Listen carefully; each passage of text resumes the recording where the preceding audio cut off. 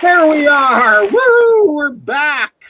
Hot diggity dog. Welcome to another day in the Milky Way. And tonight we got a great show for you with my co-host, David Knoll, Hawkeye Two Feathers. Thank you for being here. As always, Robert, and we greet you with the love and the honor of the infinite creator. And we continue to pray that each and every day, each and every one of you will continue to learn how to accept and receive the knowledge, the healing, and the wisdom from the universe. And it's good to be back, Robert. And we hope that everybody is doing well, as we're only fashionably 10 minutes late.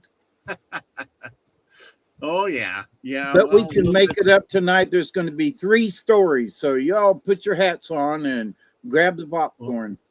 Well, actually, tonight there's going to be 4 stories because I got a story for y'all because it's Frontier Tales that we're going to talk about. And it's kind of interesting because it's not about the Indians, believe it or not. It's about the Spanish. And, it's about the pioneers. And the idea here is the pioneers coming across, they not only had to deal with the Indians, they had to deal with other races, other countries of peoples coming through. If you were an American, you had to worry about the French, or maybe you had to worry about the Spanish, or you had to worry about the British or whatever, because, there's all these other countries trying to take over the land also. And they didn't really care if you were on it or not. They were just going to take it, for you. You know what I'm saying? Yep. That is the point of it all. So, oh yeah. Okay. I'm just checking here. Anyway, as you can see now, thanks to Nina, we got the little official merch store, little logo in the corner. You can focus your camera in on that and take a picture of that. It'll take you right to the merch store where you can get wonderful shirts like this Milky Way Soul Tribe shirt. There's also these nice Native American myths and legends mugs, shirts, hats. There's the Beyond Truth hat. There's also a ball cap. It's somewhere here. And I had that. And there's bigger stickers like, I had it here. Just 2. I don't know where it went. I'll find it later. But we had stickers. We got stickers. We got all kinds of good stuff. Support us here on the show for that. It's not the thing we're going to get rich on. Nobody's getting rich on it except, maybe the rich and powerful. But it's about spreading the news of the Milky Way. It's about spreading Beyond Truth. It's about all of these things. It's getting the word out there to all of you to spread the show. Get it around. YouTube ain't going to spread it. We'll have to do it on the foot, kind of, as you know. So anyway, with that, so what are we going to be talking about tonight? Okay. Do you ever notice how a place can look ordinary in daylight and just logs stacked into a square, a rough roof, a slit in the wall for a rifle? Why did they do that? And then the sun goes down and that same place turns into the last line. So tonight's story that I'm going to tell is from this here book. It's called The Adventures of the Early Settlers. It's a really old book that I have acquired. It's really old. It's from the 1800s. Let's see. Thrilling Adventures Among the Early Settlers. It's John W. Lovett Company. Let's see. Where does it say? A lot of times they have a printing date in here. And this here is the copyright of the Keystone Publishing Company. But it doesn't say what date, but I know it's from the 1800s. I looked it up. It's got it's a pretty nice book. And if you know anything about these old books, they're very brittle and I got to be really careful with them when I page through them and read them. It's not about the shape of the book because, it gets beat up. You got the ends and stuff, which makes it classic. But it's the smell of an old book. And it's what's inside that's important. The words written on all the pages. So there we go. So when the sun goes down and that same place turns into the last night and line, that's where we're going to go. Tonight's story is The Bloody Blockhouse from this book. And it's one of those frontier tales where the real fear isn't the gunfire. It's the waiting. It's the moment right after supper when the woods go quiet in what that wrong way. And as you start realizing you're not alone. A blockhouse wasn't built for comfort. It was built because the frontier was a collision zone. Settlers pushing in, native nations defending homelands, old scorers, new pressures, and misunderstandings that could turn into violence faster than a man could load a second shot. So picture it.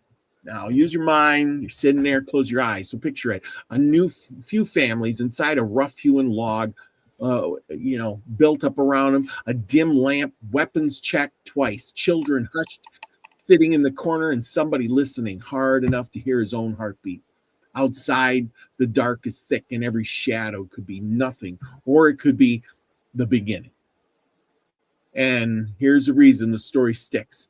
A blockhouse doesn't save you by magic. It saves you by nerve, by teamwork, by knowing who shoots, who reloads, who watches the door, who keeps the panic from spreading. And tonight we're going to walk in like we're there. How it starts, how it turns bloody, and what it costs.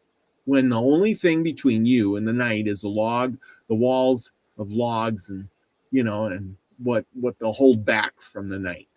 So bear with me as we get into this story. And luckily enough, this book is so old that somebody has put it on the internet, and I can find these PDFs, which is kind of nice. And we're going to share the screen. And Hawkeye, you jump in anytime you think you got something to talk about here about this. And I am. While you're doing that, let me describe the blockhouse. Yes. Why don't you do that? What a blockhouse is basically, it's just a square wooden building made out of logs. And they, instead of windows, they cut out slits, which would probably be about one log thick. And they would cut out a section of the wall, and that's what they would shoot from or out of. Because the window was too big, and way back in the pioneer days, it was hard to get glass. And so they had shutters, sometimes on the outside, most of the times on the inside. And it was on a hinge so that they could close that hole up, and usually a peephole or two so they could see through. And if they needed to, then they would lift up the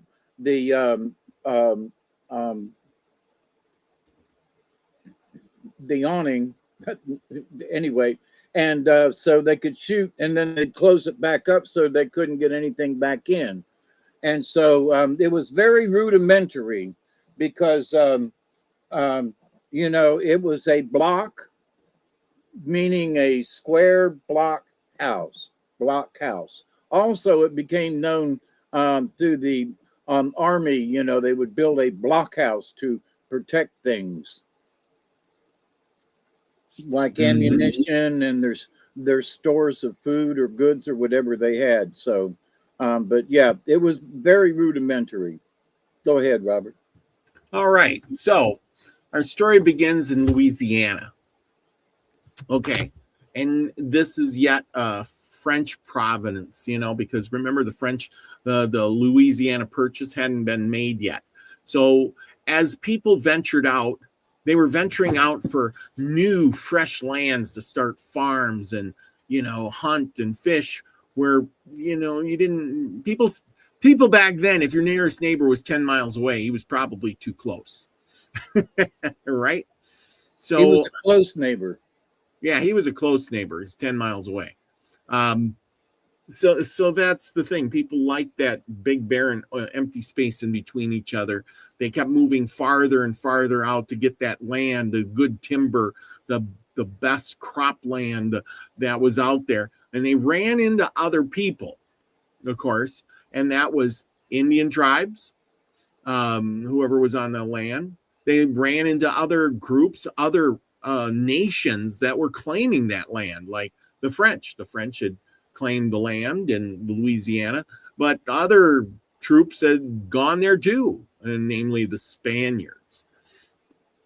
And then the British came in, and it was a mismatch of everything, and nobody liked each other. They didn't really care who you were. They just come in and you're in the way, and that's the end of that. You know what I'm saying? Yep, and the French Quarters is still part of New Orleans, by the way. And Yeah. and so I spent 3 days in the French Quarter, and it's wild. It's very old and very cool, and it's got some interesting feelings to it, if you will.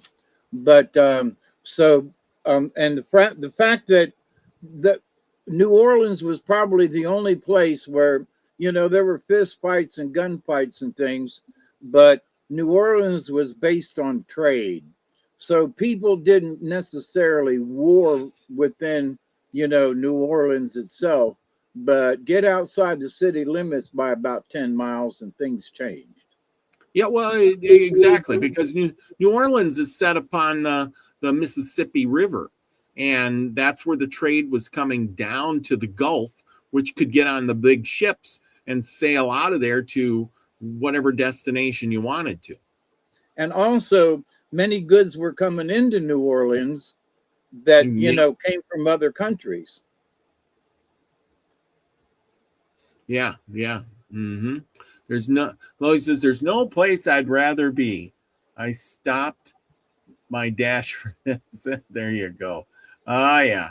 Thank you. Oh, I thought she was talking about New Orleans. I don't know. Who's been to New Orleans? Don't they have like a big festival there or something? Mardi Gras or something? Yeah, Mardi Gras. Fat Tuesday. Oh, that's where that comes from. Okay. Yeah. Okay. And it's the day before Lent in the Catholic religion. And so the Wednesday is Ash Wednesday. So everybody parties hardy the Tuesday before. That's why they call it Fat Tuesday. I see. I understand now. Okay, on with the story. Okay, so we know Louisiana was just still a French province. There's this guy, Asha Knowles, with his 3 brothers, his brother-in-law, a cousin, and their wives. They were tired of tired of their settlement on the Ohio and floated down the Mississippi. Again, like I said, they get busy, too many people in Ohio. Let's float down to Mississippi and find a new place to live. How about that, guys? Let's do that, right? So down the Mississippi they went. They floated down and they squatted on the banks of the Red River. Having become involved in a quarrel with certain Creoles about a horse trade, Asia and the leader of the party advised the erection of a blockhouse as a means of defense against any attack which the Creoles might make. An attack was attempted, with what result this narrative given by Nathan Strong, one of the attacked, will disclose. So this is a true story, people. One morning, we were working in the bush. Oh, wait a minute. Before I get started with this, what are Creoles? Creoles. The Creoles were French Canadians that were up in the Northeast, and they basically got run out by other folks. And so they came down around Florida and all the way around and found Louisiana and said, we're going to stay. So there are still a lot of Creole in Louisiana, New Iberia and down there. And so, but yeah. And something else I want to mention, the whole state of Louisiana, the highest point's like 10 feet above sea level. Actually, it's a little more than that, but the whole state is really close to sea level. A lot of marshes everywhere. So there's not a lot of dry land except towards the north, towards Arkansas. So just want to put that in there. Okay.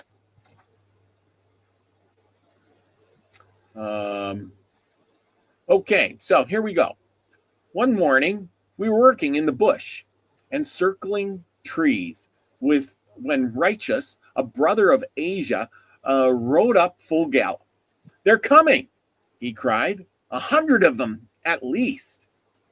Are they far off? Asked Asia, quite quietly, as if he had been talking of a herd of deer. They're coming over the prairie. In less than a half hour, how are they marching? With van and rear guard? In what order? No order at all, but a heap of them together. Good, said Asia. They can know but little about bushfighting. Women into the blockhouse. Righteous galloped up in front of the fort to be there first in case the enemy should find it. The women soon followed and carried what they could with them. When they were all in the blockhouse, we pulled up the ladder, made the gate fast, and there we were. We felt somehow strange when we found ourselves shut up inside the palisades, and only to look through the slits that were left for our rifles. We weren't used to be confined in a place, and it made us right down wolfish. There remained, however, as we were, still as mice. Scarce a whisper was to be heard.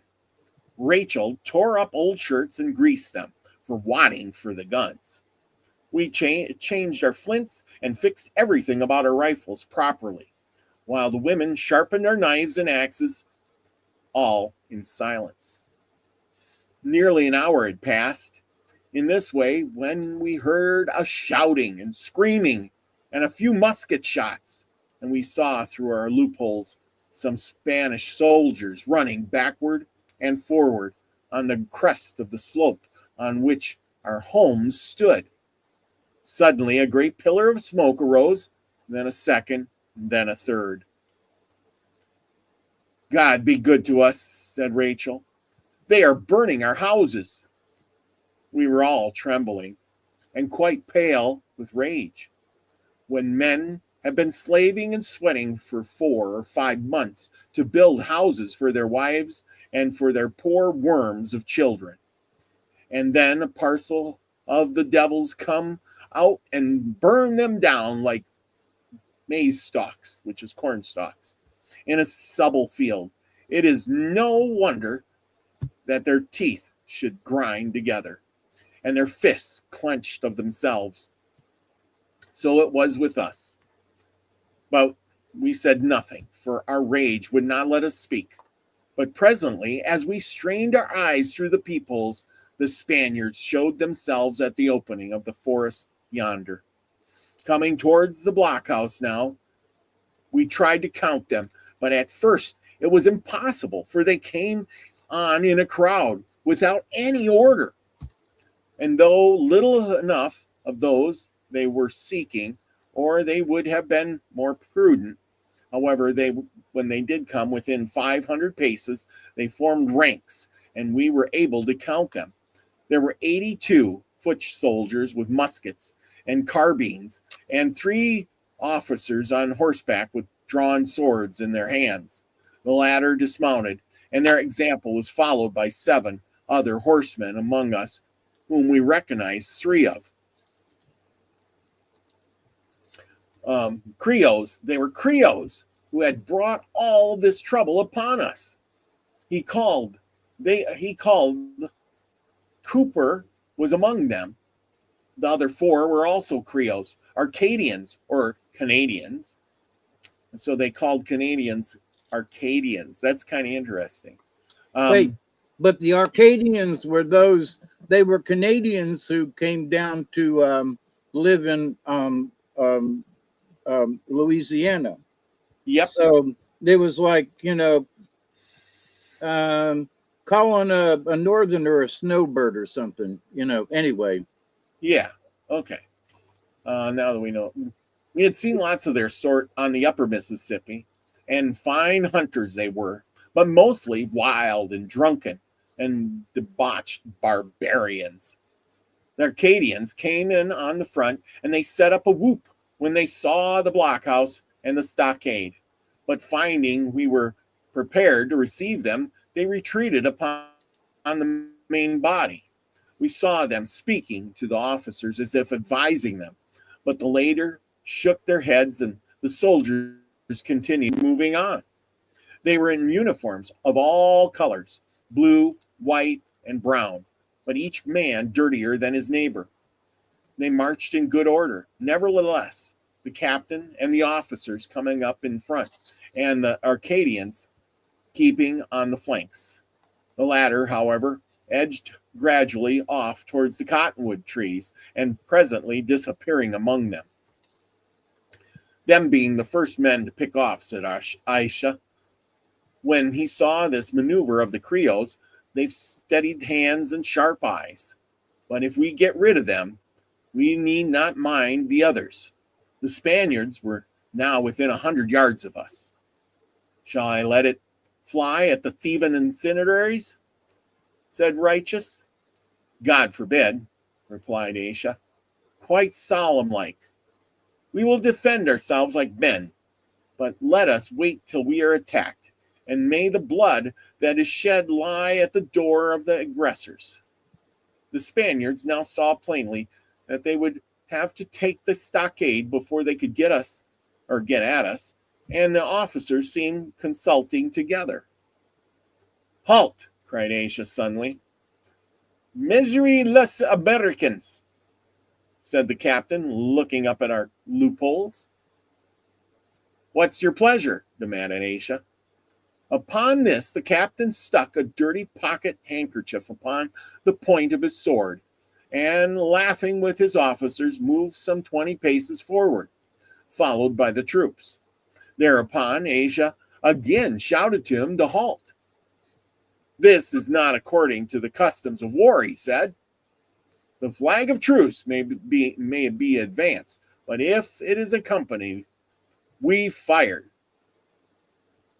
It was evident that the Spaniards never demanded of our attempting to resist them, for there they stood in a line before us, and if we had fired every shot, that must have told the Arcadians, who kept themselves all this time snug behind the cottonwood trees, called more than once to the captain to withdraw his men into the woods.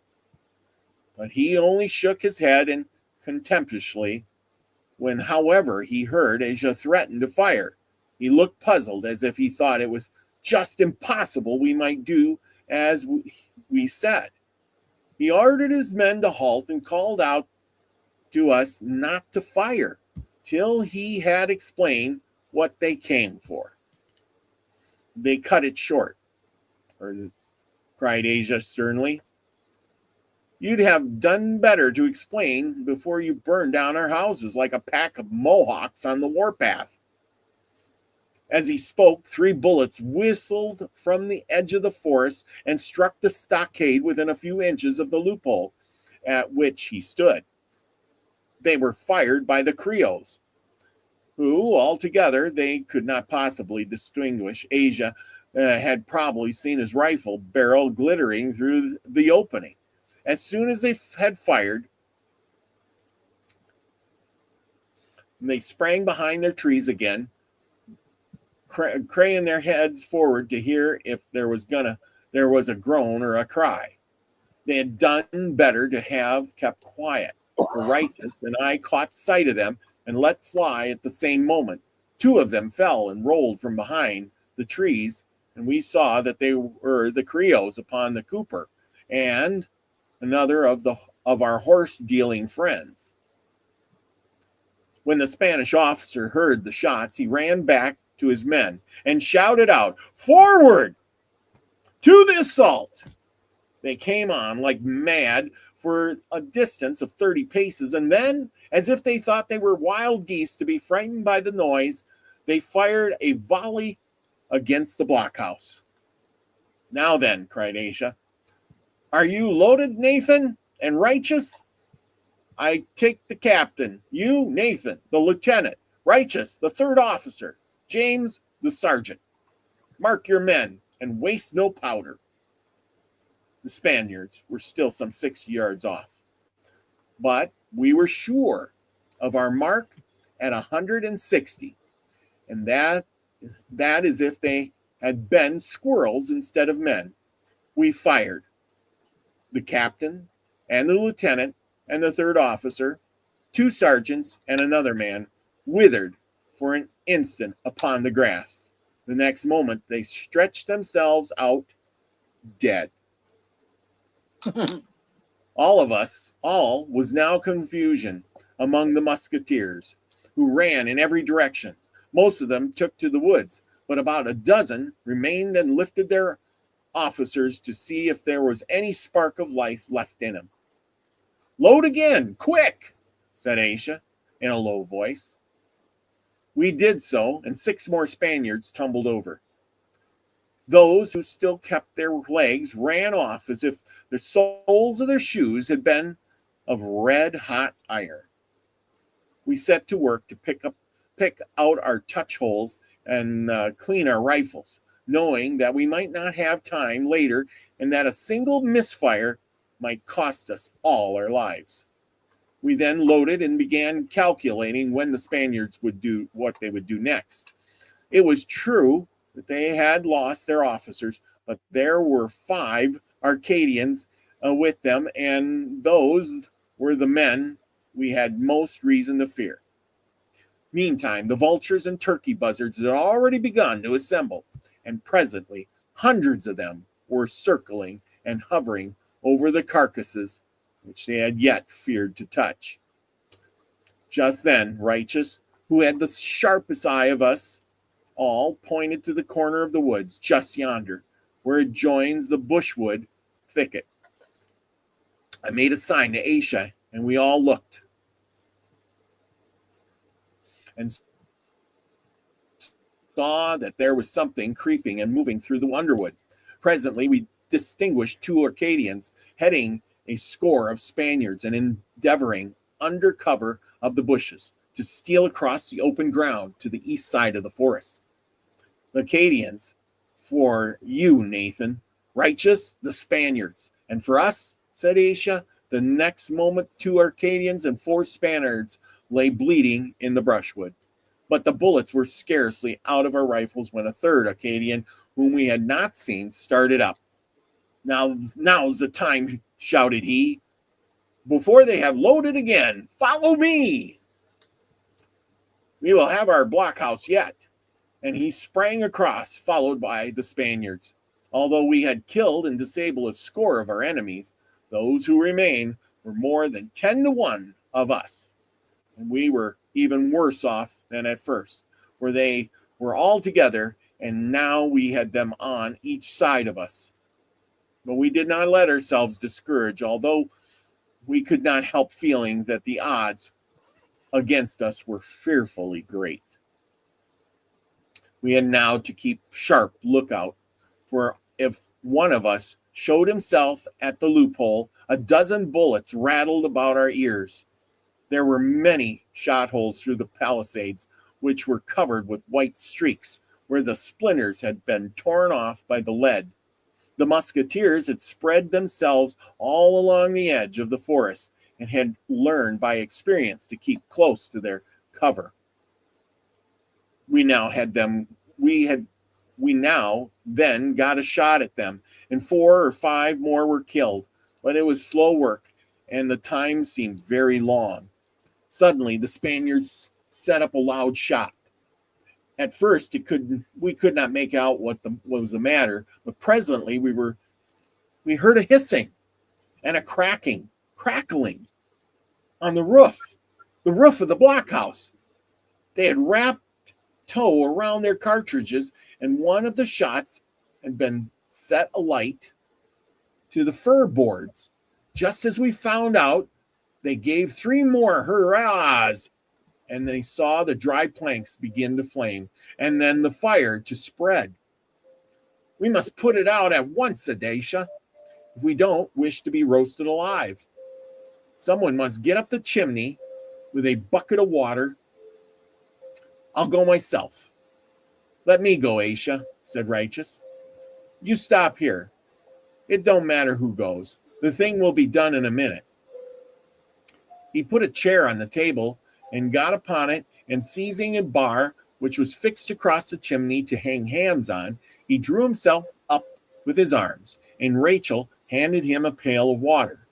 All this time the flame was burning brighter, and the Spaniards getting louder in their rejoicing and hurrahs. Aisha stood upon the bar, and raising the pail above his head, poured the water out of the chimney upon the roof. More to the left, Asia, said Righteous. The fire is getting the strongest to the left. Tarzanian sees it, cried Aisha, meaning he can't see it. Hand me another pailful. We did so, and when he got it, he put his head out at the top of the chimney to see where the fire was and threw the water over the exact spot. But at that very moment that he did, the report of a dozen muskets was heard. Ah! Cried Asia in an altered voice. I have it! And the hams and the bucket came tumbling down the chimney, and Aisha after them, all covered with blood. In God's name, man, are you hurt? Cried Rachel. Hush, wife, replied Aisha. Keep quiet. I have enough for the rest of my life, which won't be long. But never mind, lads.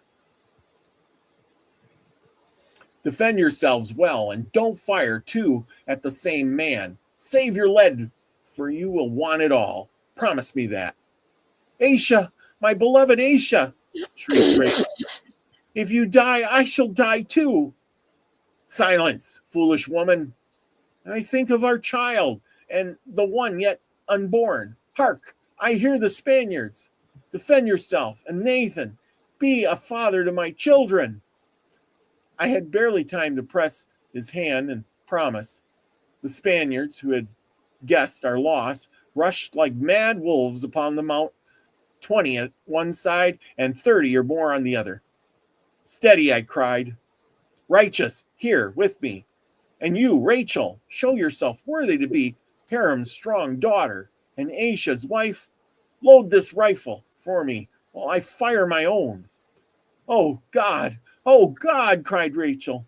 The hellhounds have murdered my Aisha. She clasped her husband's body in her arms, and there was no getting away from her. I felt sad enough for myself, but there was scant time for grieving. For the party of Spaniards, headed by one of the Arcadians, was close up to the mound on one side, which I was defending. I shot the Arcadian, but another, the sixth and last one, took his place. Rachel, I cried, the rifle, for God's sakes, the rifle! A single bullet may save all our lives. But no Rachel came. And the Arcadian and the Spaniards, who, from the cessation of our fire, guessed that we were either unloaded or had expended our ammunition. They now sprang forward by climbing and scrambling and getting one of another's shoulders and managed to scale the side of the mound, almost perpendicular as it was then. And in a minute, the Arcadian and a half a dozen Spaniards with axes were chopping away at the palisades and severing the walls which bound them together. To give the devil his due, if there had been three like the Arcadian, it would have been all up with us. He handed his axe like a real backwoodsman, but the Spaniards wanted either the skill or the strength of an arm and made little impression. There were only Righteous and myself to oppose them, for a dozen more soldiers with the seventh of those cursed Arcadians were attacking the other side of the stockade. Righteous shot down one of the Spaniards, but just as he had done so, the Arcadian tore up the palisade by the roots. How he did it, I do not know to this hour. Held it with his wattles in his hands and branches hanging around it like a shield before him.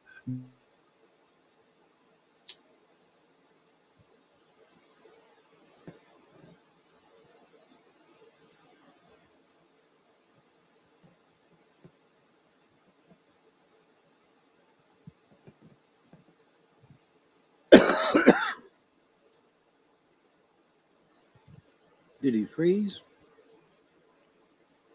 It's true that Righteous, with his butt of his rifle, split the skull of the first Spaniard who entered and drove his hunting knife into the next. But the Arcadian alone was man enough to give us abundant occupation.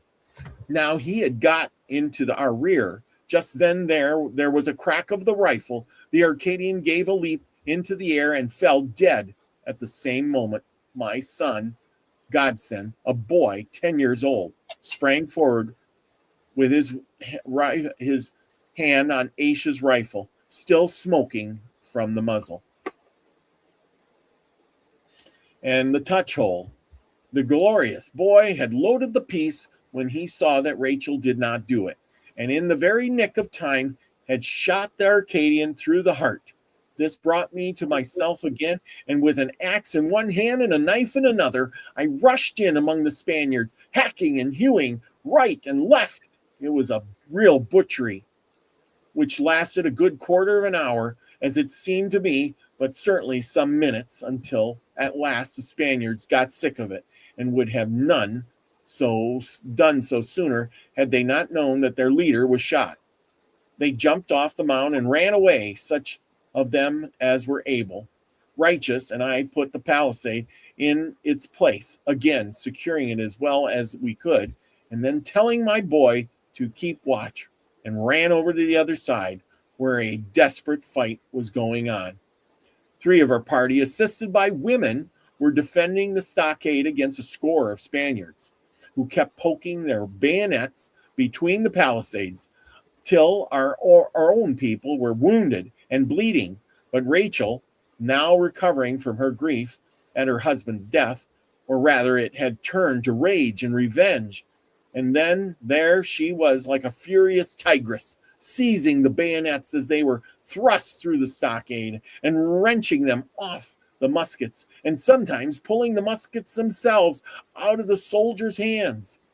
But all this struggling had loosened the palisades, and there were 1 or 2 openings in them, through which the thin-bodied Spaniards, pushed on by their comrades, were able to pass. Just as we came up, 2 or 3 of their copper-colored dons had squeezed themselves through without their muskets, but with their short sabers in their hands.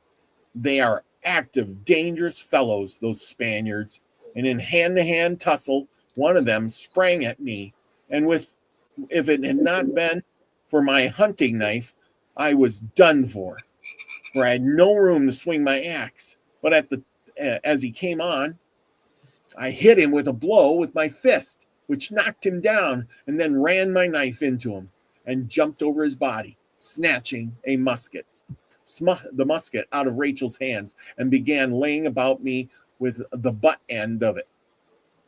I was sorry not to have my rifle, which was handier than those heavy Spanish muskets. The women were now in the way. We hadn't room for so many, so I called out to them to get into the blockhouse and load the rifles. There was still another Arcadian alive, and I knew that the fight wouldn't end till he was 1-4. But while we were fighting, Godson and the women loaded the rifles and brought them out, and firing through the stockade killed 3 or 4, and as luck would have it, the Arcadian was one of the number. So when the Spaniards, who had just like hounds and only come on if led by and encouraged, saw their leader had fallen, they sprang upon and off the mound with "Carrio, Minus!" and ran away as if a shell had burst among them. I couldn't say how long the fight lasted. It seemed short. We were so busy, and yet long, deadly long. It was no joke to have to defend one's life and the lives of those loved ones best against 80 bloodthirsty Spaniards, and that with only half a dozen rifles for arms and a few palisades for shelter. When it was over, we were so dog-tired that we fell down where we were, like overdriven oxen, and without minding the blood which lay like water on the ground. 7 Spaniards and 2 Arcadians lay dead within the stockade, We ourselves were all wounded and hacked about, some with knife stabs and saber cuts, others with musket shots, ugly wounds, enough, some of them, but none mortal. If the Spaniards had returned to attack, they would have made short work of us, for as soon as we left off fighting and our blood cooled, we became stiff and helpless. But now came the women with rags and bandages and washed out our wounds and bound them up with we dragged ourselves into the blockhouse and lay down upon our mattress of dry leaves. And God said, loaded and the rifles and a dozen Spanish muskets that were lying about to be in readiness for another attack. And the women kept watch while we slept, but the Spaniards had enough, and we saw no more of them. Only the next morning, when Jonas went down the ladder and recognized he'd found 30 dead and dying and a few wounded who begged hard for a drink of water, their comrades having deserted them. We got them up into the blockhouse and had their wounds dressed, and after a time they were cured and they left us. And that is the story of the blockhouse. What do you make of that? Interesting. What a hell of a battle. Let me explain something for people who might not understand what the Palisades are. Yes. What they did back in the day, and I'm sure that if you saw F Troop and some other F Troop, where'd that come from? But the old Daniel Boone and whatever, they cut trees off and stuck them straight down into the ground next to one another. And that was the palisade, okay? And so what they had done with that one Creole had done was pulled one of the logs up and opened up a spot. That's why they was talking about the skinny ones could slip through between the logs, the upright palisades, okay? And that's what made the fort. So, and the fact that there's, space between the trees as they put them up. So they were pushing their swords between the logs and, in the attempt of hitting somebody. And so, obviously they did, but not to mortally wound anyone, as author said. So, so if you didn't quite understand what the Palisades and what they were doing, it's because the logs were standing up like this. So that might make more sense to folks now, what they meant by the Palisades. Okay. Yeah. That even clears it up for me too, because I was thinking, well, they're in this blockhouse, and I'm thinking, okay, so that's logs like this, pile on top of one another. No, the outside. Stone. The outside, now the inside might have been a blockhouse, that was separate, where, but from the outside, let's call it the courtyard. Okay, so the courtyard is, all surrounded the palisades with the post standing up like this, and then the blockhouse itself might have been, logs like a conventional log home. But the whole place was not like that. Yeah. So the blockhouse was the secure part, and then they had the stockade, which was kind of with the palisades. Yep. So, yeah. So they had their own little fort, basically. Yep. That's what it was when they pulled in the ladder and closed the gates, as it said in the beginning. And so they, so then there were little slits cut through, but then they could see between the logs, the palisades. So the whole, a lot of this is why did I read this story tonight? And it's to tell you that those little forts, the blockhouses and all that stuff they were making weren't just for the Indians. It was for other people too. I mean, which I thought was kind of interesting, because we always talk about, oh, the Indians are coming. The Indians, you got to be protecting yourself from the Indian. Well, the Spanish were just as bad. They're coming down and you're in the way. You know what I mean? Yeah. And the Creole, if the Creole thought that you were trying to invade in their country, there are a bunch of Creoles still in Louisiana. them swamp people, that you watch on TV. They're Creole, you Yep. know. And so Arcadian, and Yep. so, and they're proud of their French background, but they're American as hell, you know. Yep. So they're very patriotic. But back in the day,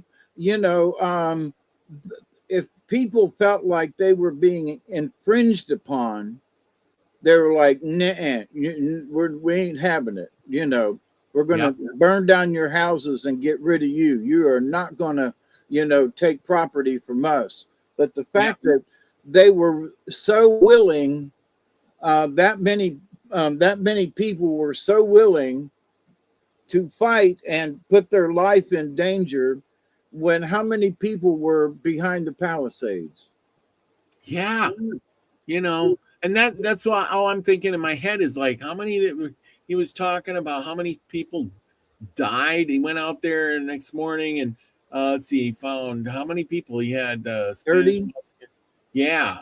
And I'm thinking, oh my gosh, there was 80, and then 30 some of them got killed, and God knows how many were wounded. Let's see, the rifles and guns. I'm trying to remember here.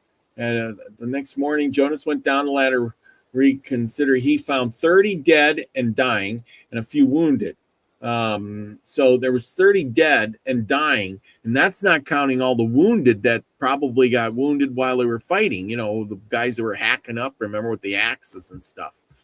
I mean, so you had 80 guys there, and you killed off all the officers and and all the leaders. And then, of course, I guess that was the plan.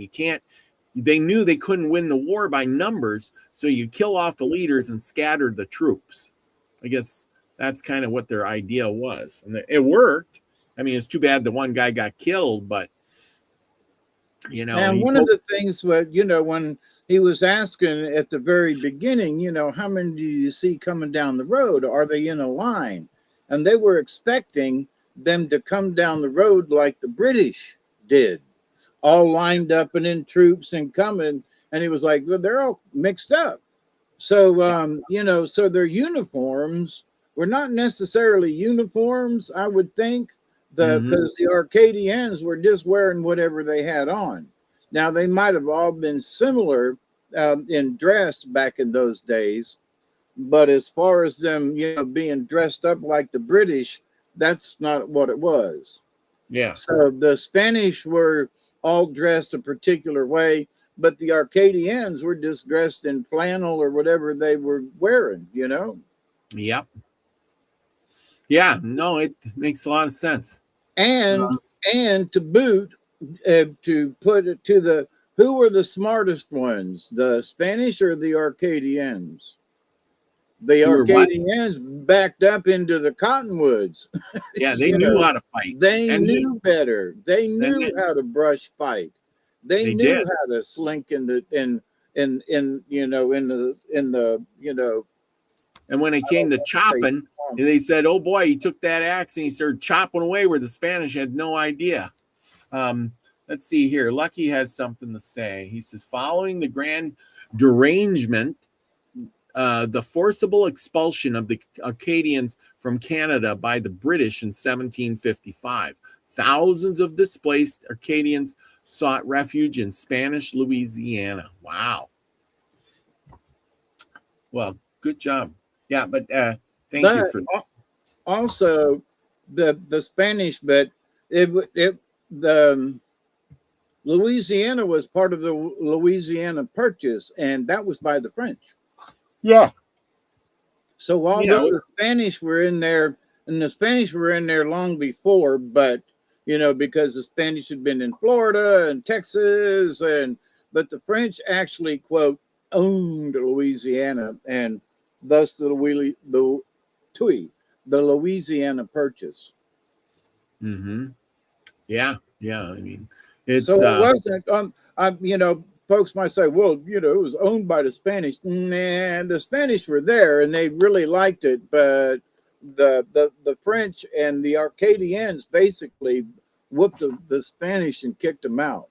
Well, remember the Louisiana Purchase, if you look at it, it's wide at the top and it narrows down to New Orleans area, And to just the Louisiana.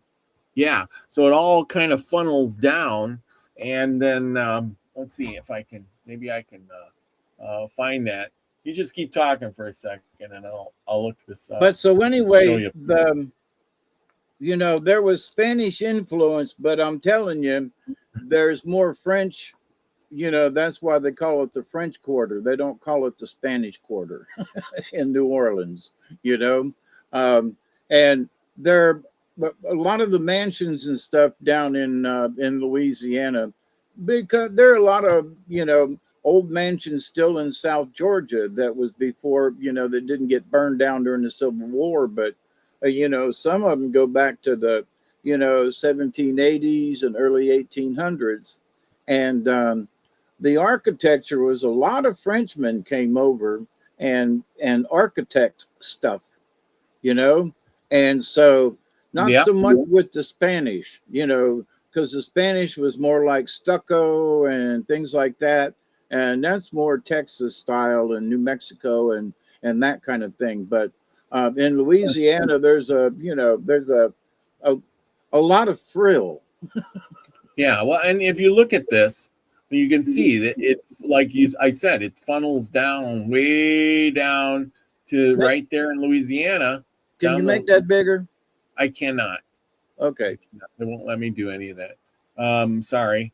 I can click on a different one, but you can see that everything around it on the one side is Texas, New Mexico, all of those states. That's all Spanish territory. And if they're in Louisiana, it's basically right on the border, because Florida is still Spanish territory. So basically Florida goes all the way along, and then this little strip in the middle is like right in between the Spanish territories. Of course, they're going to be walking through there, right? Yep. Okay, I see. Maybe I can get a big. So there was some influence by the Spanish, but because they called it was French territory, there was more French Canadian. Yeah. Yeah. So I would tell anybody, if you ever get the chance, go to New Orleans, but don't go during Mardi Gras. We went during St. Patty's Day, and there was partying going on, and there was a lot of fun, but there wasn't any crowds. And we talked with a lot of the locals over the 3 days we were there, and they were all like, just pick a good weekend where there's every weekend there's a party, but like we picked the St. Patty's Day, and there was green beer and a lot of fun, and and it was a lot of fun. Yeah, I can imagine. Okay, this is the best one I can find, but you can still see. Yeah, this is all Spanish territory, California, all the way to Texas, all the way up to Louisiana, and then there's just a little bitty spot here, and the rest is Spanish. So Georgia, a little bit of Georgia, a little bit of Mississippi, all of that stuff, Alabama there, all that is Spanish Florida, they call it. So yeah, the French had that little bitty strip in there where the Mississippi River went. And of course, everything above that was British, which they chased them out. So it's a little bit of our history that we need to learn, And a lot of, there are a lot of nothing folks wrong with learning history. A lot of folks go, so what? Well, wait a minute, that's the history of the land. If you went to England or to Poland or, France, there's history over there, Well, our history was, if you notice from the map, it went up the Mississippi River almost to where Illinois is, and then it went up the Missouri. Yeah. Yes, it did. That's a big chunk of land, that's for sure. Big. We talked about the Lewis and Clark expedition, and who, Thomas Jefferson said, "Hey, y'all go check it out." Yeah. I don't know if we can And make there's these still things being, discovered about that. I saw a thing today that Lewis and Clark, in some place out towards Montana, out that direction, had encountered some Indians, and that there was a knob or something that that had like 36 skulls on it, that all had elongated skulls. Oh, wow. Yep, and that Lewis and Clark had, the Indians were like, see that up there? Yeah, well, there's this rock mound something, and that they have these skulls just sitting up there on this spot. I found that to be interesting. I'll have to It try to is. go back and find that the rest of that story. This is kind of interesting, though, when we start looking at this. It says Louisiana Purchase was done in 1803, but Florida was purchased in 1819, which, kind of makes you just shake your head, because it's like, holy cow. So Florida was still owned by Spain long after the Louisiana Purchase. Huh. Go figure. And let me tell you, Spain might have owned it, but the native peoples there, they weren't Spanish. No, they weren't. And I found something else out yesterday in doing some homework about North Florida, and it's very close to me, is the Osceola River. And back in 1956 or something, there was a Navy diver that went down in one of the sinkholes there and found mastodon bones with human markings on them, because the markings could have not been done by any other thing.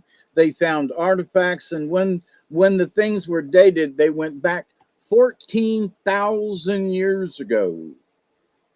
Yeah. And so when Florida was above the ground, yeah, when the waters weren't near as high, and they found in the caves, which is part of the aquifer in Florida, they found all kinds of cave markings and drawings, and they considered that to be back 14,000 years ago when that was all dry land. So yep. The idea that the Spanish owned it is like, well, Well, I mean, the thing is they owned it, but it's just like us when we did the Louisiana Purchase. Did the French really own all that land? They just claimed it, and we bought it, and then the natives that were living on it didn't even know that somebody bought their land, that they, owned the land that they lived on was purchased by somebody else. It's like, oh, we've been here for thousands of years. It'd be like you in your home and somebody shows up one day and says, hey, I own this land. You're my slave here, kind of, we're going to tear this house down and you need to go live in a nursing home tomorrow, because you know what? I bought this land, from the great white chief over there. And you went, huh? What? But I've been living here for 30 years, 40 years. Nope, got to get out. Me and my ancestors have lived here for 1,000 years. Well, the French owned it. Who are the French? Yeah. Hey, listen, we bought it from the French. Now get out.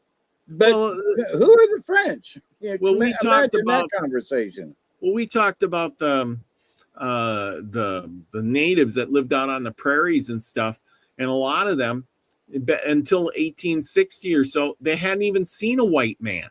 Right. A lot of them hadn't even seen a white man, and yet their land had been traded and purchased by several different white men, in Washington, years and years before they were even born.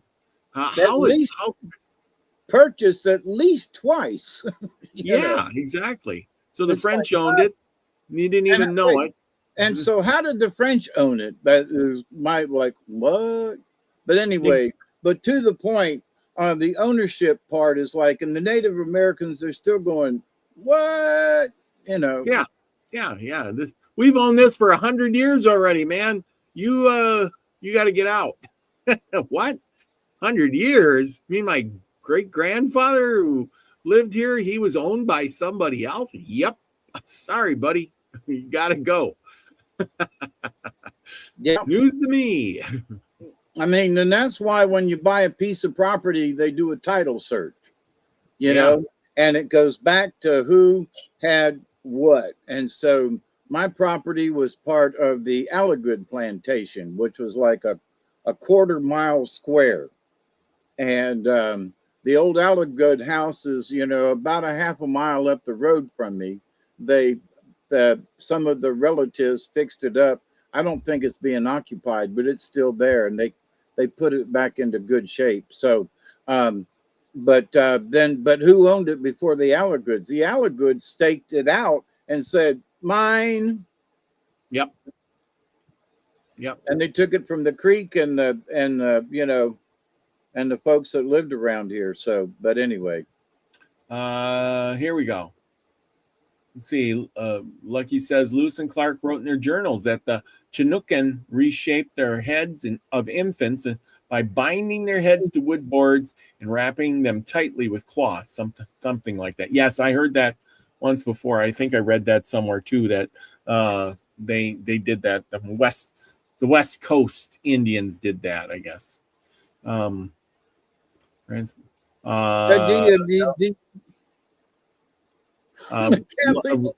Elderberry says France is most likely from the Catholic Church. There you go. Oh, them damn Catholics. That's I can say that because I was. Yes.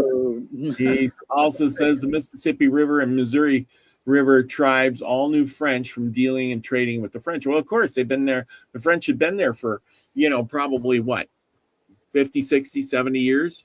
Of course, they were from trading. The 1680s-ish, you know, when they were coming over, them Frenchmen, they started, heading westward to do their trapping.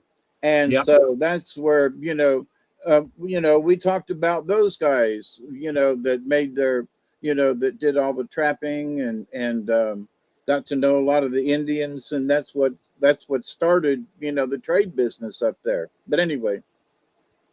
Absolutely.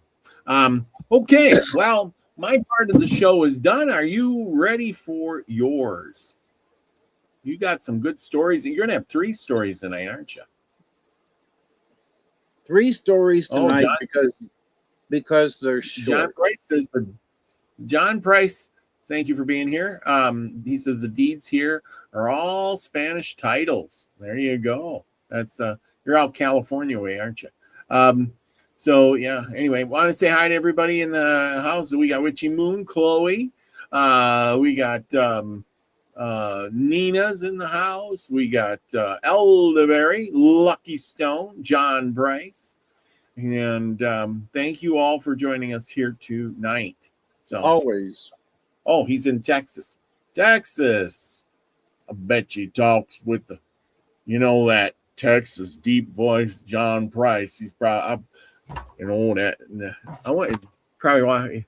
Oh yeah, just cool being in Texas. I love it. Oh, every time you meet somebody, I got that. Everything's bigger in Texas, Oh yeah, I like Texas. Texas cool. Yep, I'm still awake. Yep, Witchy Moon's there. Well, good for you, she says. Okay, we got the story. Let me boot this thing up. Whenever you're ready, man, we are good to go.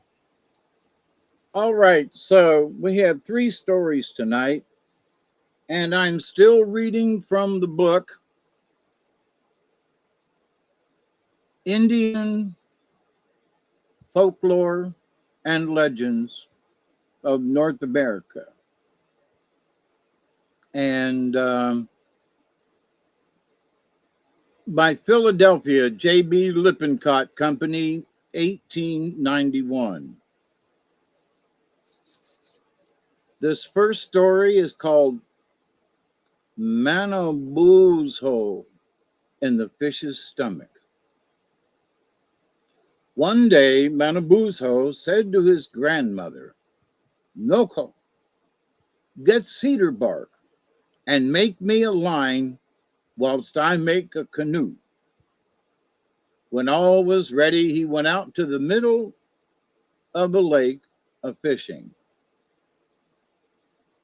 Mishina Magria, kingfish, said he, letting down his line. Take hold of my bait. He kept repeating these words some time, and last Kingfish said, What a trouble Manaboozo is! Here, trout, take hold of his line. The trout did as he was bid, and Manaboozo drew up his line, the trout's weight being so great that the canoe was nearly overturned. Till he saw the trout, Manaboozo kept crying out, Wa-ee-hee! Wa-ee-hee! As soon as he saw him, he said, Why did you take hold of my hook? Desa, shame, shame, you ugly fish. The trout, being thus rebuked, let go. Manaboozo let down his line again into the water, saying, Kingfish, take hold of my line. What a trouble Manaboozo is, cried the kingfish. Sunfish, take hold of his line. The sunfish did as he was bid, and Manaboozo drew him up, crying as he did, Wa-ee-hee! Wa-ee-hee! While the canoe turned in swift circles. When he saw the sunfish, he cried, Isa, Isa, you odious fish! Why did you dirty my hook by taking it in your mouth? Let go, I say, let go. The sunfish did as he was bid, and on his return to the bottom of the lake, told the kingfish what Manaboozo had said. Just then the bait was let down again near to the king, and Manaboozo was heard crying out, Mishina Maguia, take hold of my hook. The kingfish did so, and allowed himself to be dragged to the surface, which he had no sooner reached than he swallowed Manaboozo and his canoe at one gulp. When Manaboozo came to himself, he found he was in his canoe in the fish's stomach. He now began to think how he should escape. Looking about him, he saw his war club in his canoe, and with it he immediately struck the heart of the fish. Then he felt as though the fish was moving with great velocity. The kingfish observed to his friends, I feel very unwell for having swallowed that nasty fellow, Manaboozo. At that moment, he received another more severe blow to the heart.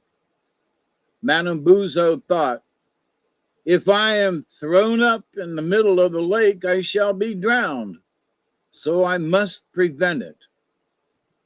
So he drew his canoe and placed it across the fish's throat. And just as he had finished doing this, the kingfish tried to cast him out. Manaboozo now found that he had a companion with him. This was a squirrel that had been in his canoe. The squirrel helped him to place the canoe in the proper position. And Manaboozo, being grateful to it, said, For the future you shall be called Ajidaheo, animal tail. Then he recommenced his attack on the kingfish's heart. and by repeated blows, he at last succeeded in killing him. He could tell that he had effected this by the stoppage of the fish's motion, and he could also hear the body beating up against the shore. Manabozho waited a day to see what would happen. Then he heard birds scratching on the body, and all at once the rays of light broke in. He now see the heads of the gulls, which were looking in at the opening they had made. "Oh," cried Manabozho, "my younger brothers, make the opening larger so that I can get out." The gulls then told one another that Manabozho was inside the fish, and setting to work at once to enlarge the hole, they, in a short time, set him free. After he got out, Manabozho said to the gulls, "For the future you shall be called Kaoshk, noble scratchers, for your kindness to me." The end of the first story. Now, again, I'm reading from Folklore and Legends, North American Indian by J.B. Lippincott and Company in Philadelphia in 1891. This story is called The Sun and the Moon.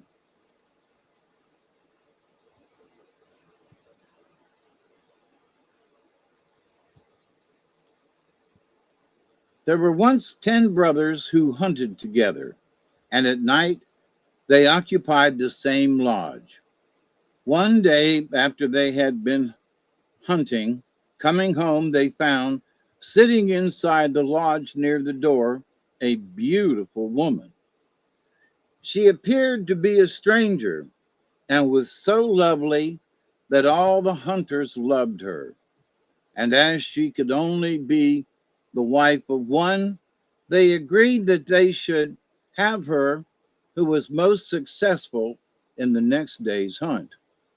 Accordingly, the next day, they each took different ways and hunted till the sun went down, when they met at the lodge. 9 of the hunters had found nothing, but the youngest brought home a deer.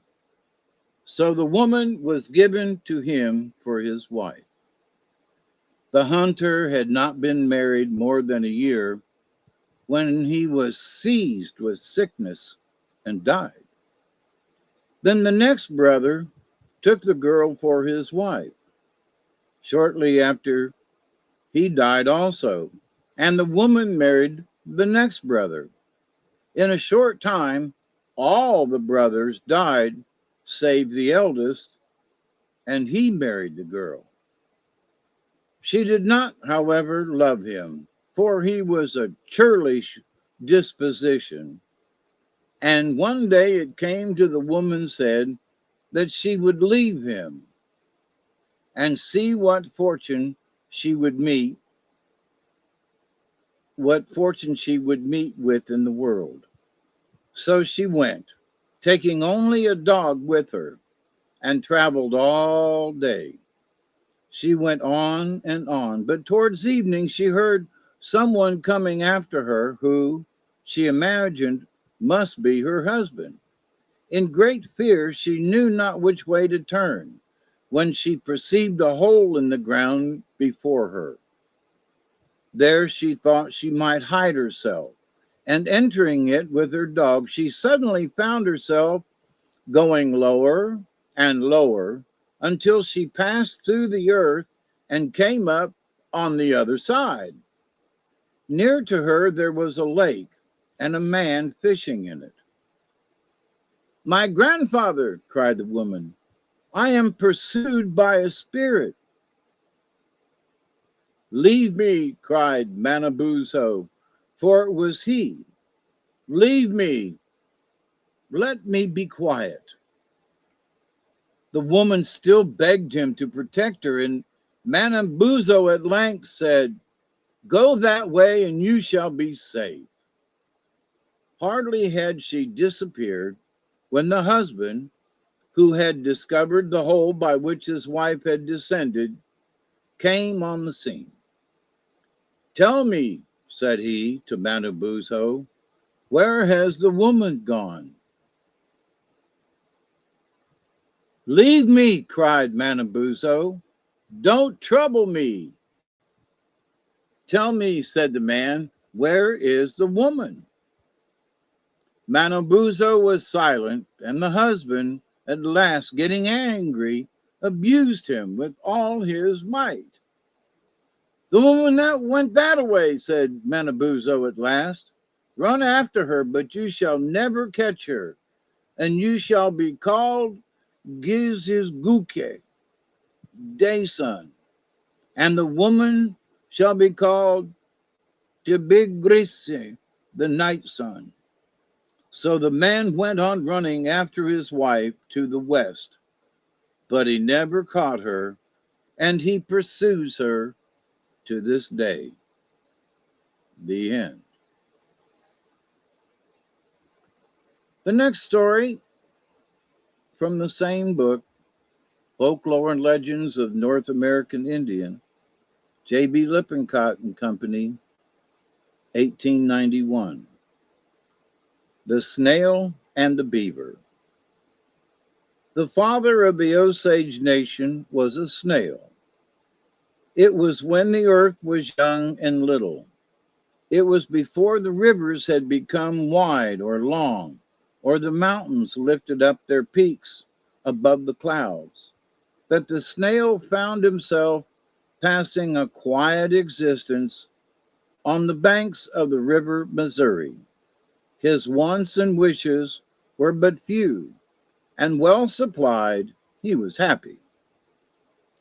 At length, the region of the Missouri was visited by one of those great storms which so often scattered desolation over it, and the river, swollen by the melted snow and ice from the mountains, swept away everything from its banks, and among other things, the drowsy snail.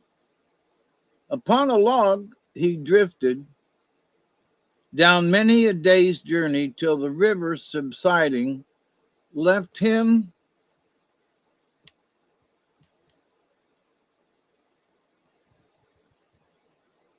and his log upon the banks of the river of fish. He was left in the slime, and the hot sun beamed fiercely upon him till he became baked to the earth and found himself incapable of moving. Gradually, he grew in size and stature, and his form experienced a new change, till at length he was once a snail creeping on the earth, ripened into man's erect, tall, and stately. For a long time, his change to a human being, he remained stupefied, not knowing what he was or by what means to sustain life. At length, recollection returned to him. He remembered that he was once a snail and dwelt upon another river. He became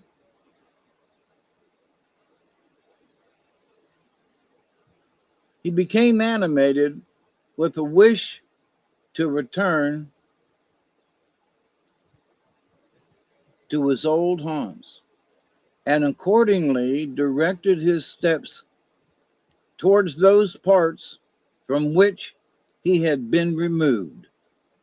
Hunger now began to prey upon him, and bade fair to close his eyes before he should again behold his beloved haunts on the banks of the river. The beasts of the forest were many, but their speed outstripped his. The birds of the air fluttered upon sprays beyond his reach, and the fish gliding through the waves at his feet were nimbler than he and eluded his grasp. Each moment he grew weaker.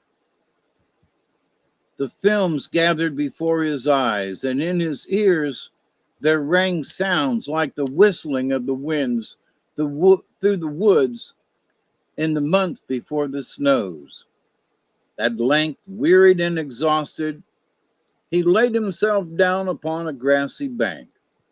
As he lay, the Great Spirit appeared to him and asked,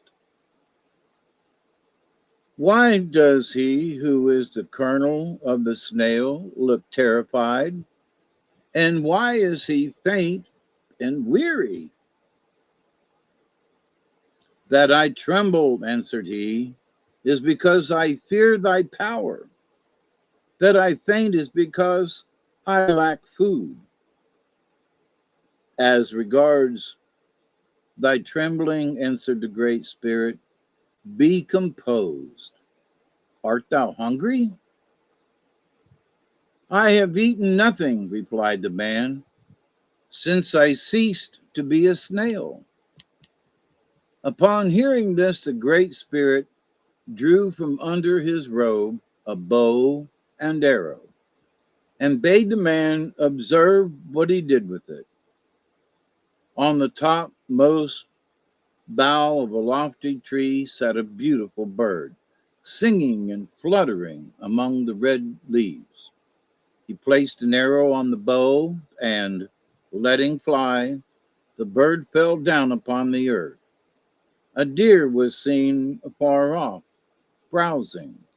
Again the archer bent his bow, and the animal lay dead, food for the son of the snail. "There are victims for you," said the Spirit, "enough to last you till your strength enables you to beat up the haunts of the deer and the moose, and here is the bow and arrow." The Great Spirit also taught the man how to skin the deer and clothed him with the skin. Having done this, and having given the beasts, fishes, and all feathered creatures to him for his food and raiment, he bade the man farewell and took his departure. Strengthened and invigorated, the man pursued his journey towards the old spot. He soon stood upon the banks of his beloved river.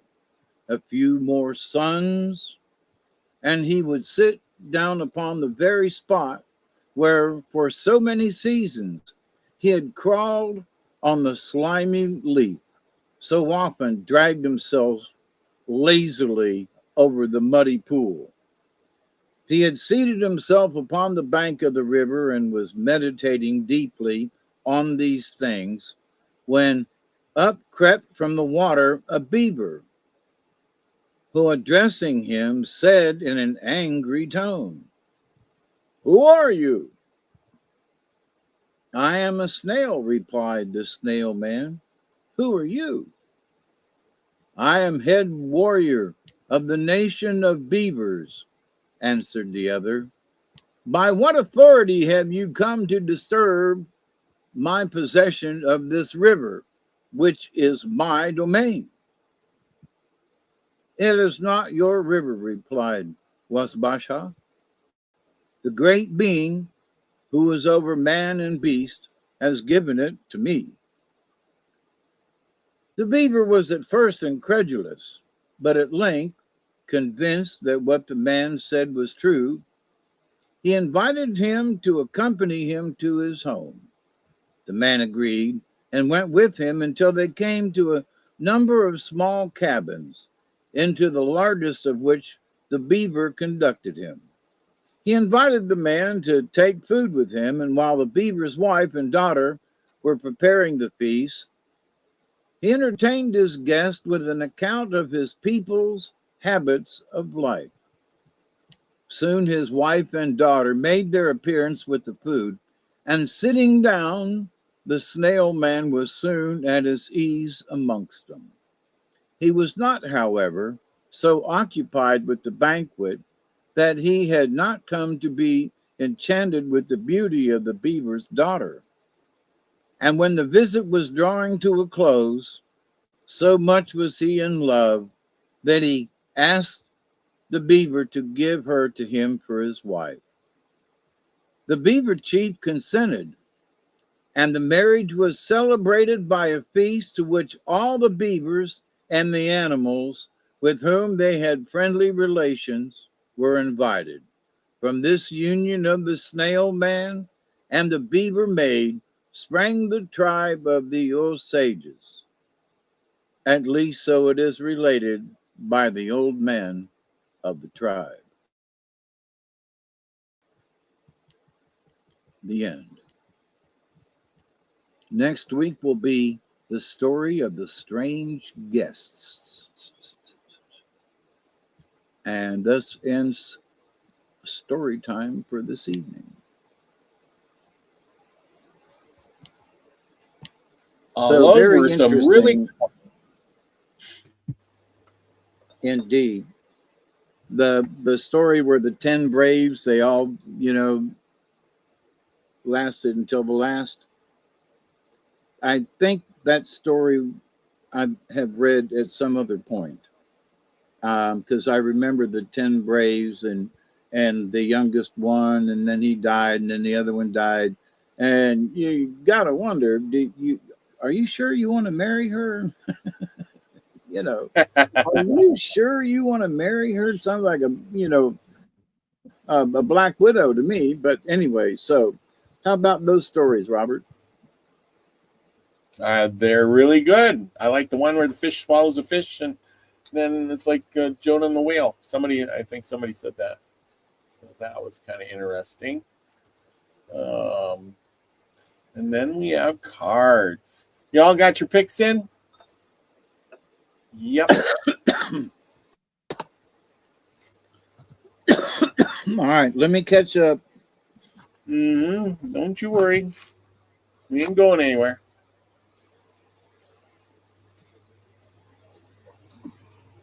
I got to get everything set up here too. But if you don't remember what picks you got to have, Lucky has posted them in the chat somewhere. And all you have to do is go back there to see what cards you want to pick. I know somebody's already picked some cards, and that's a good thing. If I can find it. Who picked cards already? Because it's coming. It's coming. Get your guesses in. What do you feel like? Yep, I'm in the process of shuffling now. So,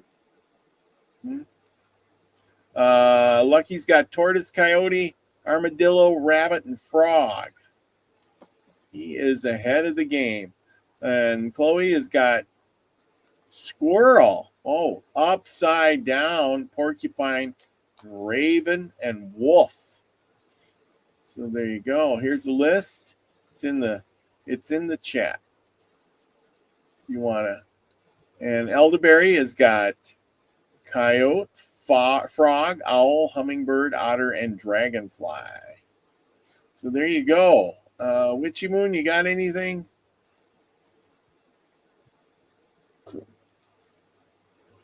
Skunk, squirrel, upside down wolf, and porcupine and raven, Chloe. We got it. Ooh, that was a good shuffle right there. All right. Okay. Lucky is posting the list again in the chat.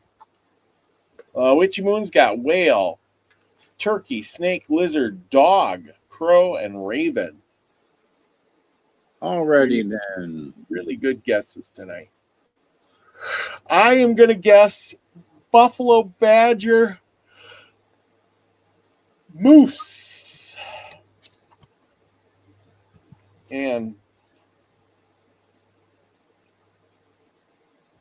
moose.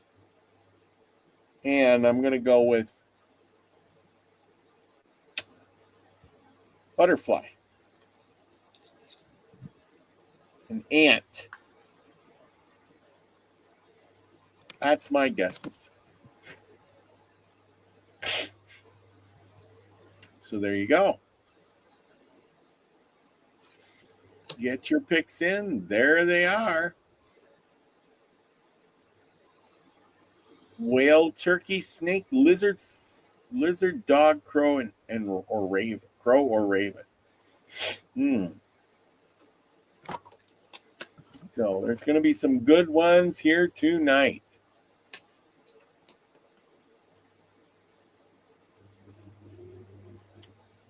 Yes, there are. I'm all set. Ah, yes, you might have got some right. Oh, guy's smiling. Oh, yeah, I think somebody's got some right. Yep. What do we feel like tonight? I feel like ant. I think ant's going to do it for me. Ant and, well, I should have guessed rabbit. Maybe.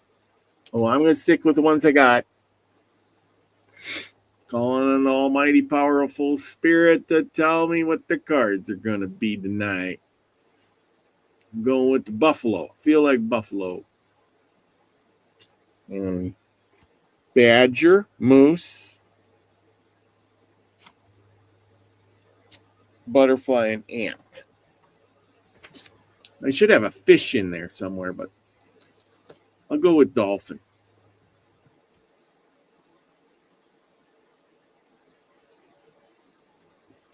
Okay, there we go. I'm done. What it is what it is.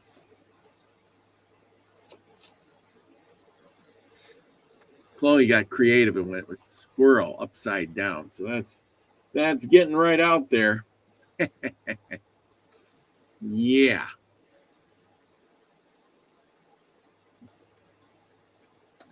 Well, dear friends, this is a very interesting spread. Oh boy. So you can start off with lizard. Lizard. Somebody got lizard, right? Oh yeah. Witch Moon got lizard. There you go. And then beaver upside down. Okay. And then, oh no. Okay. And then bear right side up. I don't think anybody picked bear. They haven't had bear in a while. No bear. Oh, wait a minute. Shoot, what am I doing? And then the next one straight up is turkey. Now, which is interesting because on my way home from the store tonight, this very large male turkey crossed the road, flew up on the fence, and then flew up into the woods. I mean, like a quarter mile from the house. So big turkey, but now I got the turkey card, so that's interesting. The next card is deer upside down. So that's about fear. Now, who said whale? We got whale right side up is the next one up.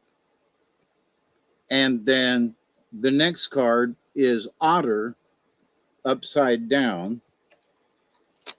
And then the last card, interesting, is swan upside down. So swan is grace. So upside down grace. We'll see how this turns out in the reading, but okay, let me get them straight here. Lizard, beaver, bear, turkey, deer. I missed one here. Then whale and swan. Whale, otter. Oh, otter. That's it. Yes. And then swan. And swan. Okay, I got it. So anyway, elderberry god, coyote, frog, owl, hummingbird, otter. You got otter right. Oh, there you go. You got one. Upside down or not, otter. if you pick the animal. So lizard is about dreaming.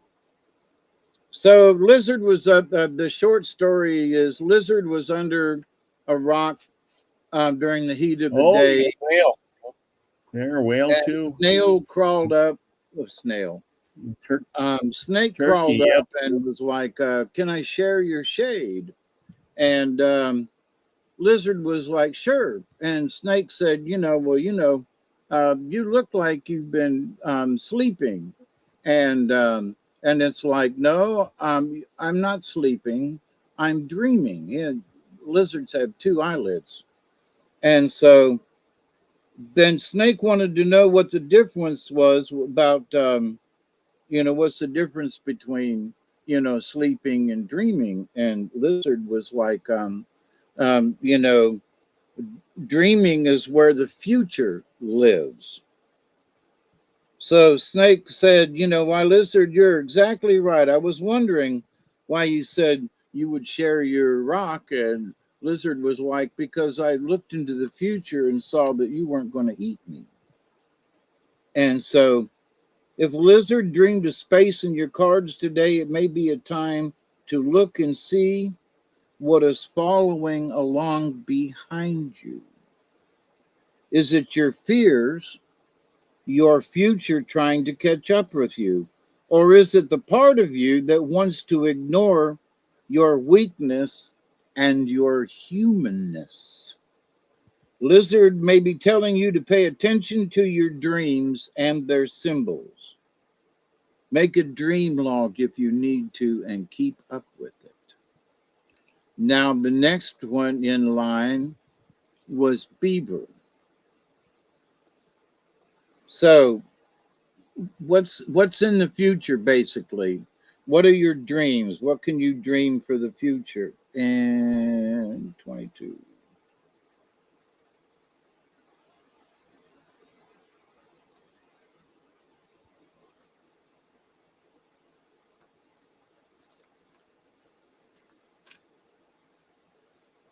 Beaver is the builder, but Beaver's upside down. So Beaver is the doer in the animal kingdom. So beaver medicine is akin to water and earth energy. If beaver has dunked its head under the water and is contrary, you're being asked to open new doors of opportunity. So lizard is saying what's in the future, what's being dreamed, and beaver is saying, need to open up different avenues or different ideas um, for opportunity and to stay aware. Interesting. So it's not a negative. So um, because the beaver is a doer, you're asked, have I forgotten to allow room in my life for new experiences? So that's exactly what Lizard is saying. Or you dream the future. What's in the future? So number 5 is bear. And I used to know exactly what bear was, but I can't remember anymore. So bear is introspection. Interesting. So here we have these two cards. You're going to dream for the future, and beaver's like, okay, let's see what we need to be doing. And bear is introspection, and it is right side up. So the strength of bear lies in its power of introspection. It lies in the west on the great medicine wheel of life. Bear seeks honey or the sweetness of truth. Bear enters the womb-like cave to hibernate, to digest the year's experience. It is said that our goals reside in the West also. To accomplish the goals and dreams that we carry, the art of introspection is necessary. That rhymes. So lizards dream into the future. Beaver's like, come on, let's go find out, open up new experiences. And bear is introspection, which they're all of these three I didn't think were linked, but they absolutely are. Many tribes have called this inner space of inner knowing the dream lodge. Guess what? Ain't that what the lizard was talking about? I'm in the future, I'm in the dream. So there's the positive um, for eons All seekers of the dream time and of visions have walked the path of silence, calming the internal chatter, reaching the place of rites of passage, the channel or the pineal gland. From the cave of Bear, you will find the pathway to the dream lodge and other levels of imagination or consciousness. And that's what Lizard and Beaver were talking about. So here's Bear as, um, to really sink it in like, yep, this is what we're talking about here. So if you've got future plans or you want to seek the future, then meditate on that and go inward with bear medicine. That's very good. So turkey is the giveaway, which is the next card. Um, it's the giveaway eagle or the south eagle for many native peoples. The philosophy of giveaway was practiced by many tribes, and simply stated, it is the deep and abiding recognition of the sacrifices of both self and others. Turkey is the medicine of many saints and mystics. Celebrate if you have turkey medicine. So, depending on how turkey is aspected in your cards, you are being given a gift. This gift can be spiritual, material, or even intellectual. The gift may be great or small, but it is never insignificant. So bears like look inside, and turkey's like, okay, so here's a gift. Wonder what that gift is. It's in the future. Now, deer is number 4 and upside down, and deer is about gentleness. And the story about deer, I love it, is that when deer was going up to have a conversation with the Great Spirit upon Sacred Mountain, there was a nasty, um, evil spirit that was on the road blocking the deer. And deer just looked at him and didn't try to be nasty or anything, just looked at the evil being with gentleness. And that turned the evil spirit into the size of a walnut. And so Fawn, however, said gently to the demon, please let me pass. I'm on my way to see the Great Spirit. And much to the demon's dismay, his heart began to melt and he became the size of a walnut. Fawn's persistent love and gentleness had caused the meltdown of a demon. Due to this gentleness and caring, the pathway is now clear for all of Great Spirit's children to reach Sacred Mountain without having to feel the demons of fear blocking their way. Now, upside down. Deer, on the contrary, indicates that you are courting your fear by fighting the internal demons of negative ideas.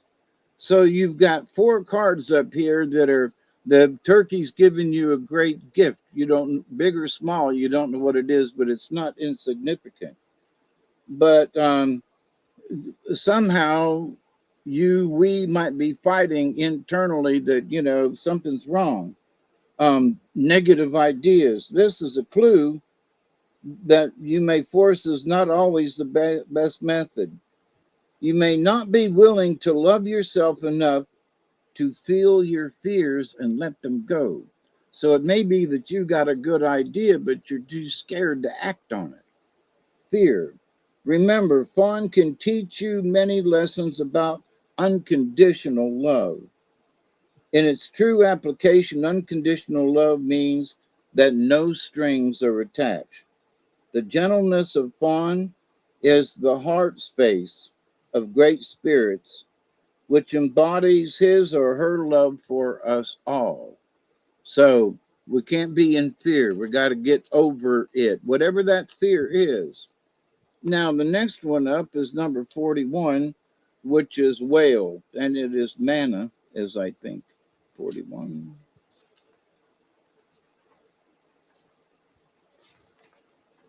Nope, I'm sorry. Whale is the record keeper. So it's the right side up. So whale is very much like the swimming library. Whale carries the history of Mother Earth and is said to have been placed here. The whale was placed here by the ancients from the dog star Sirius. Whale saw the events that led to the settling of Turtle Island, which is North America, and has kept the records and the knowledge of the motherland alive. Whale medicine people are coded with their DNA to understand that sound frequencies can bring up records in the memories of the ancient knowledge. So whale is about frequencies. So you've got 3 cards plus the turkey, which is the gift. You know, look inside, look to the future, look into the dream time. And turkey has got a gift for you. And deer is saying, don't be afraid of it. And whale is saying, find the right frequency and meditate on that. And that may be the answer to what may be your gift. So now the next one up, which is interesting, which is otter, number 8. And number 8 is otter medicine. And it's female energy, but it's energy that all of us have. All of us have some female energy in us. The character traits are the beauty of a balanced female side, the side of ourselves that creates a space for others to live in our lives. But the upside down, otter, this could imply that you have forgotten how to receive and are blocking a gift from the universe with your male side. So the turkey's got a gift for you. Deer's saying, you know, you're being fearful. Whale's saying, meditate on a frequency to accept the gift. And otter upside down is going, hey, are you blocking this gift that you're supposed to receive? If this is the case, you may be embarrassed to receive compliments, to have someone give you a hug, or to allow your genuine personality come out. Fear, here we go, fear tied to the deer. Fear of being rejected is the contrary message of otter. Drop the seriousness on all levels and play it life. Realize that the only flow is the flow of love from the Great Spirit.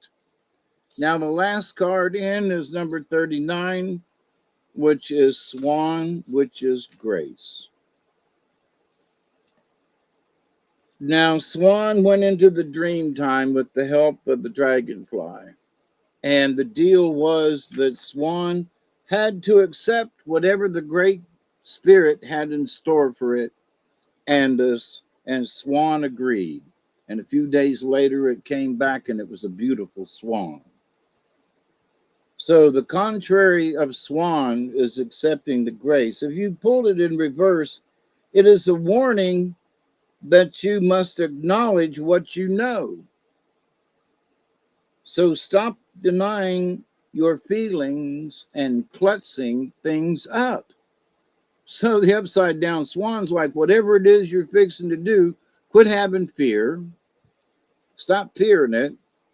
Have more playfulness with it. Find the right frequency for what's coming up. And stop bumping into furniture and stuff and clutching up the situation. In any case, Swan Reverse says that you need to pay some attention to your body. It can seem as if you're flying around without a pilot's license. Notice your surroundings and touch the earth with your feet, your hands, or both, or just waller in it. Focus on one reality or the other if you are being called in into different directions. If you're being called to visit the dream time, there comes dream time again. Stop what you are doing and be still. Enter the silence and empty your mind of chatter. Be receptive. There you go. Who was it that just said you need to be more receptive?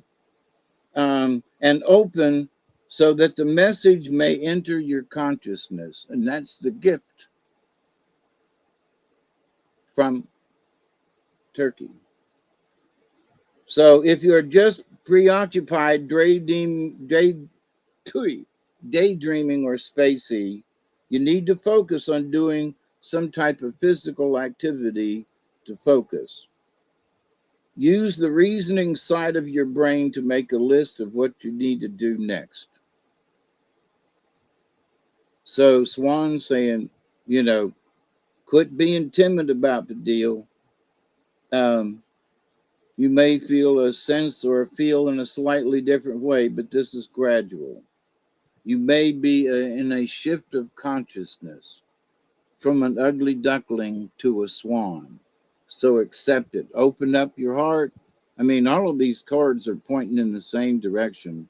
The bear with introspection, accept the gift with Turkey, stop being in fear by the deer card, accepted the frequency of the universe, accept it playfully and stop being scared of it. And Swan again, Swan is about grace. So the opposite of grace is yuck, you know. And I have to go let my dog in right away. I'll be right back. He's about to tear the dang door down. I let him out about an hour and a half ago. So I'll be right back. How about them cards though? Well, there you go. Yeah, Duggar. Travel versus silliness. You have an active imagination. Yes, exactly. All good. Swan, whole thing. I think it was a good spread of cards. It's a really good spread. I think we got a lesson to learn there with all of that. It wasn't quite as many cards that we haven't had. I don't think there was anything that was really repeated from last time. So, what's your thoughts of what's going to happen in the future with these cards? What are we looking for? Well, I think it's a personal thing. There are a lot of different things going on with different people, Yeah. And there's so many opportunities that seem to be coming up these days. If so many people would stop being afraid, a lot of people are just scared these days. Oh my God, we're all gonna die. Everything's, warning, warning, warning. We're coming to an end, and it's like, oh, stop it. It's like people want the end to come. I don't. Sorry. So with the end of the Bible, with all of these things, and I do think we're in the time of the revelations, but after the revelations was the 1,000 years of peace. If you read the end of the Bible. So there's all these revelations and tribulations, but after it all happens, there's 1,000 years of peace. So I'm looking at the 1,000 years of peace. I quit looking at, oh my God, the world's not going to come to an end, but there are a lot of things that are coming to an end. A lot of things are being exposed right now. You can't help it. And so a lot of people have got their panties in a bunch because, oh my God, look at all these things. They're actually true. Yep. Listen here, Virginia. Aliens are real. There's about 79 different known alien races, and some of them look like demons, but they ain't. And there are some of them that look like us that are as evil as demons. So beware. But yeah, aliens are real, and they're all different kinds of spaceships. So, and there's more information coming out about it, but and I think there are a lot of people that are afraid of that. And we just need to accept it because them aliens are some of the folks that brought us here as I was reading the whale card. Whale was brought here by the ancients, from the dog star Sirius. What? I can't remember is it the Anasazi or anyway, one of the, or two of the tribes, one I think in Africa and one in North America, believe that the ancients, dropped them off here from the dog star. Yeah. So, and that is their ancient history. They didn't make this stuff up. Well, It's you their even history.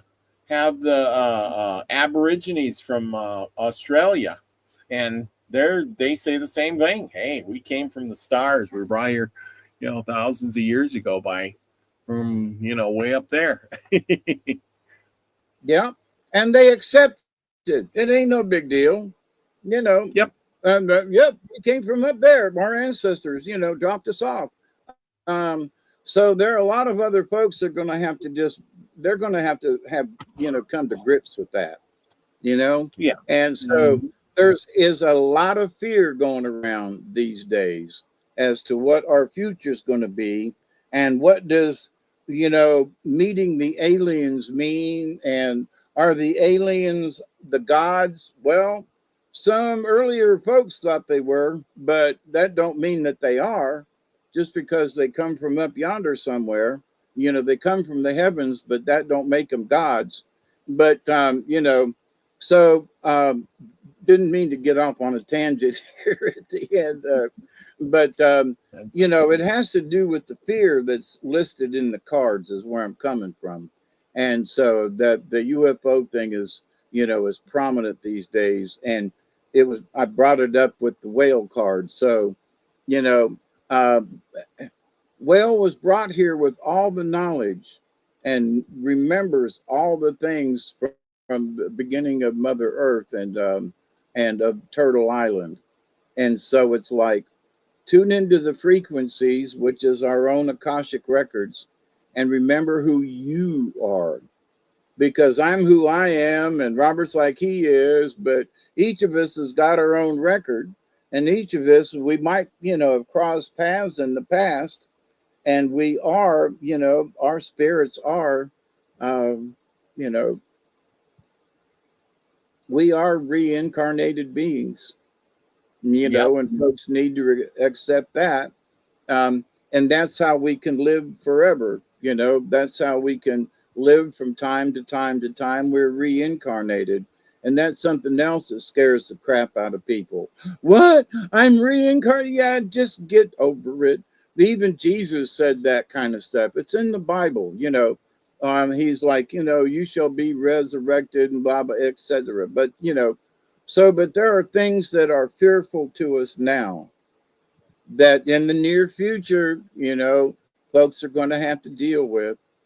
And it's going to drive some people batty, but think on it, accept it. As the card said, you're going to have to open your mind up to new things and accept them and stop being fearful. So I think the cards tonight were right on.